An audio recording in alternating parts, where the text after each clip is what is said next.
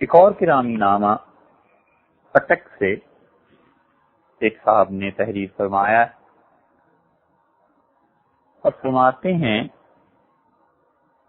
کہ ان کے بڑے بھائی بچپن میں بیمار ہو گئے تو ان کی والدہ صاحبہ نے منت مانی کہ وہ کسی خاص مقام پر جا کر ایک بکرا صدقہ دیں گی.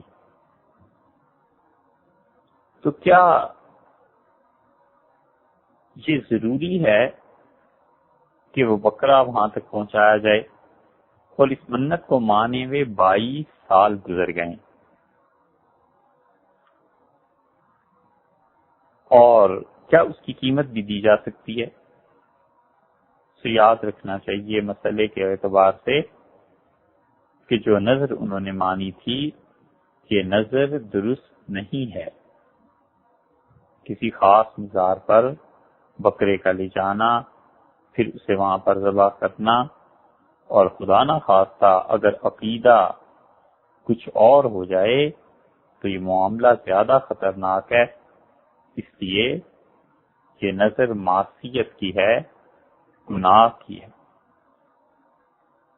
اور آپ اپنے اطمینان کے لیے